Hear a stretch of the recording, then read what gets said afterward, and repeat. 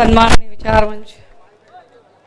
विचार मंचाच्या समोरील आपण सर्व सन्माननीय परिवर्तनाच्या लढ्यात ज्या ज्या महामानवांनी महानायिकांनी योगदान दिलं त्या सर्व महामानवांना महानायिकांना विनम्र अभिवादन करत ज्यांच्यामुळे आम्ही अत्यंत मोकळेपणाने श्वास घेऊ शकतो आणि जे आमच्यासाठी सीमेवर अगदी -डिग्रीमध्ये काम करत आहेत अशा समस्त वीर जवानांना आणि त्यांच्या पत्नींनाही अभिवादन करत या मंचावर ज्यांचं अवघ्या काही वेळामध्ये आगमन होणार आहे ते सन्माननीय पक्षप्रमुख उद्धव साहेब. म्हणजे मी अगदी प्रवासातून आल्या मला गीते साहेबांनी असं उभं केलंय आणि मी एकदम गोंधळून गेले की आले एकदम काय अशी बॅटिंग करायची आहे. तर माझा जरा गोंधळ उडाला. परंतु दापोलीमध्ये मी बोलतेय आणि मला असं वाटते की खेड दापोली तब्बल या सगळ्या भागामध्ये तिसऱ्यांदा बोलतेय. काय तुम्ही अजूनही पालकत्वाची वाट पाहताय? 95,000पेक्षा अधिकच्या कुटुंबाचे आयुष्य आनंदाने भरले आहे. आजच कॉल करा आणि मिळवा फर्टिलिटी ट्रीटमेंटवर सूट आणि सर्वांना द्या आनंदाची बातमी. मागे एकदा मी बोलून गेले त्यावेळेला इथल्या काही लोकांना फार रडू कोसळलं होतं. कधी कधी त्यांना रडू कोसळतं, कधी कधी ते बाम लावून रडतात. ते त्यांच्या पद्धतीने त्यांना जसं जमेल तसं ते करत राहतात. पण ते काही बोलले म्हणे मागच्या वेळेला आणि एवढं सगळं बोलल्यावर आपण सांगितलं पाहिजे. काही लोकांना काय होतं की आपण फार सज्जनपणा दाखवतो. एक शराफत है कि हमें रोक लेती है वरना असो. मंडळी, मी काहीही बोलण्याच्या आधी एक किस्सा तुम्हाला सगळ्यांना सांग. खरं तर मला हा किस्सा म्हणजे एका अर्थाने बरंही आहे की पक्षप्रमुख नाही आहेत मंचावर, पण हा किस्सा सांगितला पाहिजे. आम्ही कायम संयम पाळतो. किमान मी माझ्या बोलण्यात कमालीचा संयम पाळते. परंतु बऱ्याचदा गद्दार गटातल्या काही लोकांना असं वाटतं की आम्ही संयम पाळतो म्हणजे आम्हाला काही त्यांची पोलखोलच करता येत नाही किंवा आम्हाला काही त्यांच्याबद्दल मांडताच येत नाही का? तर असं अजिबात नाही. जाऊ दे, मला किस्सा सांगायचा होता. किस्सा असा होता की एकदा एक माणूस रस्त्याने चालला होता. जरा मोकळं चाकलं बोलूया. एकदा एक माणूस रस्त्याने दिसत नाहीये मी, लय अवघड खेळ आहे राव. हा, एकदा एक माणूस असाच रस्त्याने चाललेला होता. तो त्याच्या धुंदीत होता. त्याचं काहीतरी त्याच्या डोक्यात असेल काहीतरी चक्र. तो आपल्या कामात चाललेला होता. अचानक तो रस्त्याने जात असताना समोरून एक भरधाव वेगाने ट्रक आला. बघता ट्रकने माणसाला उडवलं. माणूस रक्ताच्या थारोळ्यात पडला. ट्रक भरकन निघून गेला. आजूबाजूला असणारी जी माणसं होती त्या सगळ्या माणसांनी पटापट्टी माणसं तिथे गोळा झाली, जमा झाली. त्या रक्ताच्या थारोळ्यात पडलेल्या माणसाच्या जवळ त्यांनी गर्दी केली आणि हे वाजवणं जरा थांबवलं तर चालेल का? ऐका ना दादा हो, हे वाजवणं थोडंसं थांबवा ना, जरा काहीतरी महत्वाचं सांगायला. मी रक्ताच्या थारोळ्यात माणूस पडला होता. बघता सगळी गर्दी जमा झाली. गर्दीने माणुसकीच्या नात्याने त्या थारोळ्यात पडलेल्या माणसाला उचललं, हॉस्पिटलला नेलं. घाईघाईने त्याचा जीव वाचावा असा प्रयत्न केला आणि त्यांना सांगितलं की काही करा डॉक्टर साहेब, पण याला वाचवा. फार रक्त याच्या अंगातला वाहून गेलेलं आहे. याला जमेल तसं याचा जीव वाचवता येईल का बघा. आणि जमेल तसं याचा जीव वाचवता येईल का बघा म्हटल्यावर डॉक्टरांनी सांगितलं, बाबा रे, फार तर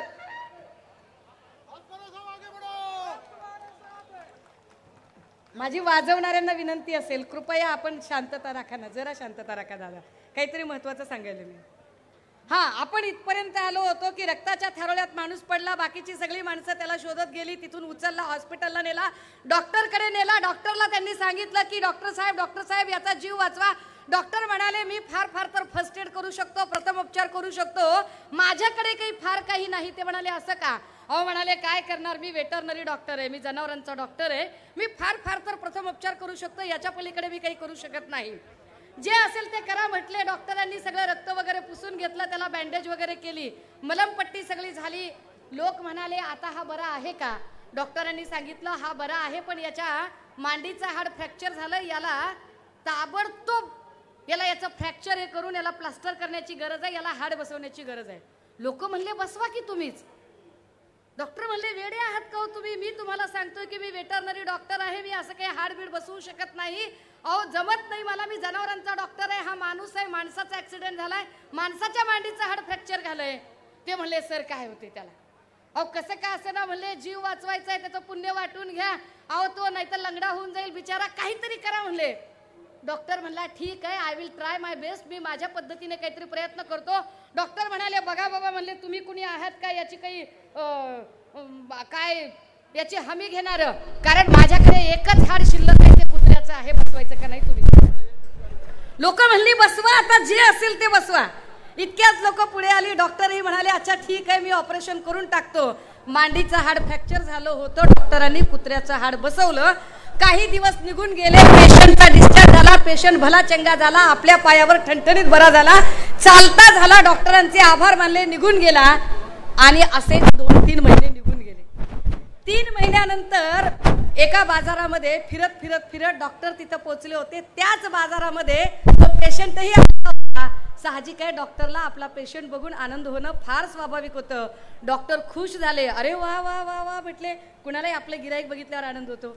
डॉक्टर म्हणले अरे वा वा वा वा, पेशंट कसा आहे काय नाही? तो म्हणला डॉक्टर एकदम बरा आहे. पाय काय म्हणतोय? एकदम चांगला आहे. लचकतोय का? अजिबात नाही. चमका निघतायत का? बिलकुल नाही. शिल्का निघतायत का? बिलकुल नाही. अवकाळ गाबणीचा पाय दुखतोय का? काही होत नाही. डॉक्टरला आश्चर्य वाटलं, आपलं ऑपरेशन इतकं सक्सेस कसं काय झालं? म्हणजे पाय दुखत नाही, चमका निघत नाही, शिल्का निघत नाही, अवकाळ गाबणीचा त्रास होत नाही, काही होत नाही. अवकाळ गाबणी कळते का तुम्हाला? अवकाळी पावसाला आमच्याकडे मराठवाड्यात अवकाळ गाबणी म्हणतात बरं का. तो म्हणजे असं कसं काय? डॉक्टर खुश झाले, आपापल्या कामगिरीवर स्वतःला शाबासकी देत डॉक्टर पुढे चालायला लागले. पेशंटही पुढच्या रस्त्याने चालायला निघाला. पेशंट साधारणतः एक 10-15 पावलं चालला होता, डॉक्टरही इकडे चालत निघाले होते. अचानक पेशंटच्या मनात काय आलं कुणास ठाऊक, तो माणूस गर्रकन वळला आणि म्हणला डॉक्टर साहेब जरा थांबा. डॉक्टर म्हणाले का रे बाबा काय झालं? तो म्हणला नाही साहेब, म्हणला एक महत्वाचं काम आहे. डॉक्टर म्हणाले अरे आत्ताच तर मी तुला विचारलं तुझी तब्येत बरी आहे का? तू म्हणाला चांगली आहे. मी तुला विचारलं तुझा पाय दुखतोय का? तू म्हणाला दुखाल नाही. मी म्हणालो अवकाळ गाबणीत काही चमका शिल्का निघतात का? तू म्हणाला काहीच झालं नाही. मग आता काय प्रॉब्लेम आहे? आणि त्याने सांगितलं डॉक्टर साहेब पाय दुखत नाही, चमका निघत नाही, शिल्का निघत नाहीत, अवकाळ गाबणीत आभाळ आल्यावर कसलाही त्रास होत नाही. मग प्रॉब्लेम काय आहे?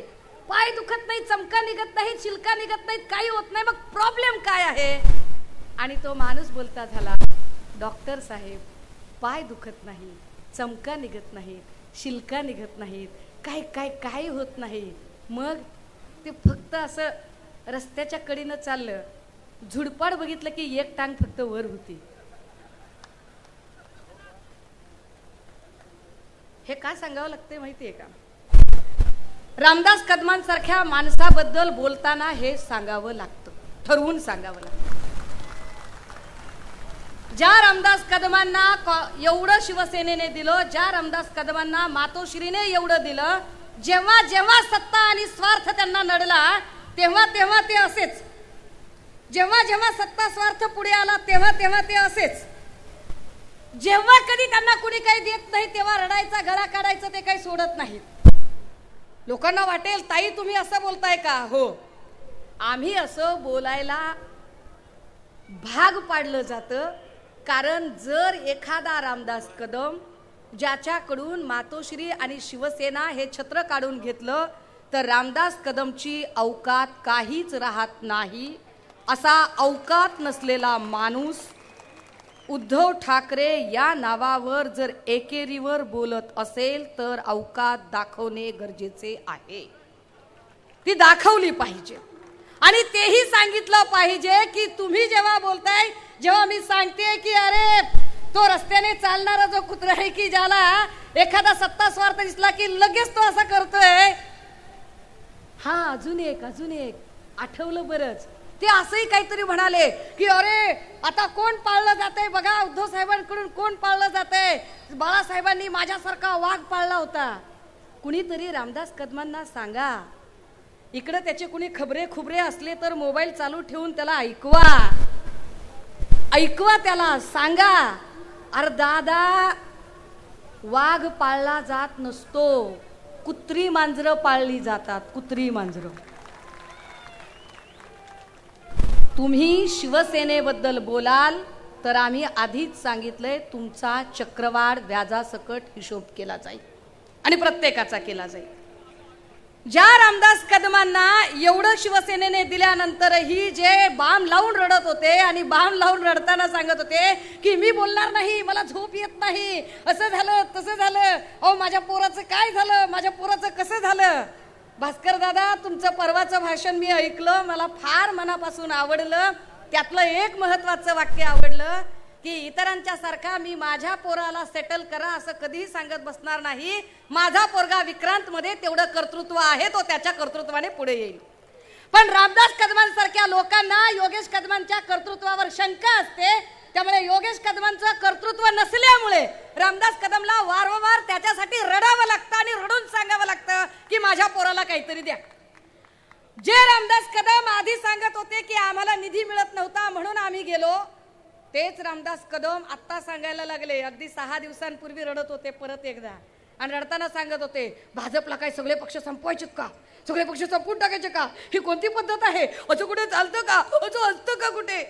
मी म्हणलं अरे किती किती रडशील दादा, किती रडशील, एवढं कशासाठी रडायचं आहे, काय इतकं रडू येते रामदास कदमांना. अरे हे भाजपचं म्हणजे असं झालं, आपण दोघं भाऊ भाऊ, माझं तेवढं खाऊन टाकू आणि तुझं तेवढं जपून ठेवू, काय सुचत होतं रामदास कदमांना. वा वा वा वा. ज्या योगेश कदमची लायकी नाही, लायकी नसलेल्या योगेश कदमांना फक्त आणि फक्त उद्धव साहेब आणि मातोश्रीचा वरदहस्त मिळाल्यामुळे तुम्ही इथं उभं करू शकलात. ताकद असेल खरंच योगेश रामदास कदमांची तर रामदास कदम तुमच्यासारखी भाषा मी कितीही प्रयत्न केला तर तेवढी खालच्या थराची भाषा मला येत नाही. पण कदमांसारख्या लोकांना हे सांगितलं पाहिजे की जर खरंच तुमच्या धमक असेल, कुवत असेल, लायकी असेल तर भाजपकडे गळे काढून रडून तिकीट मागण्यापेक्षा, गद्दारीचा कलंक लावून एकनाथ शिंदे साहेबांच्या सोबत जाऊन लाचार होण्यापेक्षा कधी स्वतः अपक्ष लढवून बघा तुमची काय कुवत आहे, लोक तुम्हाला किती दाखवतात ते, तुमची जागा काय आहे ते तरी लोक दाखवतील. काय पद्धतीचं घाणेरडं राजकारण करता. इथे तुम्हाला तुमच्या पोराला म्हणजे जोपर्यंत मातोश्रीचा वरदहस्त होता तुमचा पोरगा आमदार होऊ शकला, पण ज्या क्षणी तुम्ही गद्दारी केली त्यानंतरची परिस्थिती काय, नगर परिषद आणि स्थानिक प्रशासनातही तुम्हाला लोकांनी नाकारलं, योगेश कदमचं पॅनल नाकारलं आणि त्यानंतर योगेश कदमाने काय करावं तर योगेश कदमांनी इथल्या जे स्थानिक प्रशासन, समजा आमच्या या मोरेताई आहेत, अरे मोरेताई ज्या चिन्हावर निवडून आल्या त्याच चिन्हावर योगेश कदमही निवडून आलेला ना. त्या योगेश कदमने मग मोरेताईंना किंवा त्यांच्या सगळ्या पॅनलला किंवा त्यांना कामच करता येऊ नये या पद्धतीची सगळी बांधणी करायची, मांडणी करायची. सीओ आला, अधिकारी आला, त्यांना काम करू द्यायचं नाही, कुठलंच काम करू द्यायचं नाही. ना पेपरचं बिल, ना पाण्याचं बिल, ना खायचं बिल, ना कामाचं बिल, कामच करू द्यायचं नाही. एवढ्यावर भागत नाही. मला त्यांनी सांगितल्यावर आश्चर्य वाटलं की मोरेताईंच्या पोराची पंचायत समितीच्या कामावरून, सरकारी कामावरून कमी करण्यापर्यंत जर योगेश कदमची मजल जात असेल तर योगेश कदम, मी तुम्हाला अजिबात म्हणणार नाही की तुम्ही बांगड्या भरा, कारण बांगड्यांमध्ये प्रचंड ताकद असते, प्रचंड ताकद असते. योगेश कदम, तुमचे वडील ज्या पद्धतीने बाम लावून रडतात तसे तुम्हीही रडत राहा. आणि हो, मागच्या वेळेला मी बोलून गेल्यावर रामदास कदम म्हणाले की आता आता शिवसेनेकडे एक नवीन हिरोईन आलेली आहे. अरे हो, चित्रपटात जसा हिरो आणि नायक असतो तशी हिरोईनही महत्वाची असते. आता नायिका प्रधान चित्रपट आहेत. रामदास कदम, मी तुमच्यासारखी खलनायक किंवा खलनायिका नाहीये, किमान हे तरी तुम्ही मान्य करता, हे जास्त महत्वाचे नाही का. दादा हो, लोकसभेचं बिगुल वाजलेलं आहे. अवघ्या काही तासात, काही दिवसात आचारसंहिता येऊन ठेपलेली आहे आणि अशा सगळ्या काळांमध्ये भाजपाची एक एक यादी सुद्धा बाहेर येते आणि या पार्श्वभूमीवर आपण सगळे इथे एकत्र जमतोय. पण हे एकत्र जमणं नुसतं एकत्र येणं नाही, हे एकत्र जमणं एक विचाराची बैठक तयार करणं आहे. हे एकत्र येणं आपला स्वतःशी एक प्रण करणं आहे.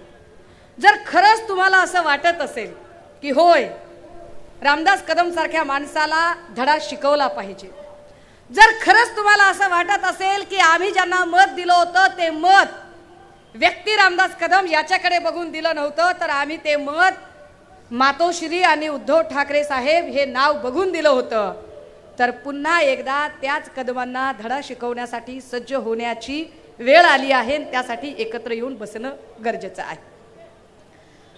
इथे संजय कदम साहेब असतील किंवा अजून अनेक मंडळी आहेत, जी माणसं लढत आहेत, जी माणसं काही मांडत आहेत, जी माणसं रोज लोकांच्या प्रश्नांना भिडत आहेत.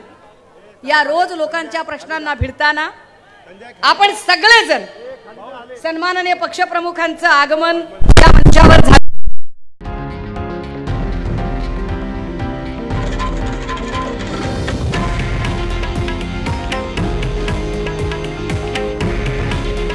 हे आहे देशातील नंबर 1 न्यूज नेटवर्क आणि आपण पाहत आहात TV9 मराठी. काळजी तुमची, हित महाराष्ट्राचं.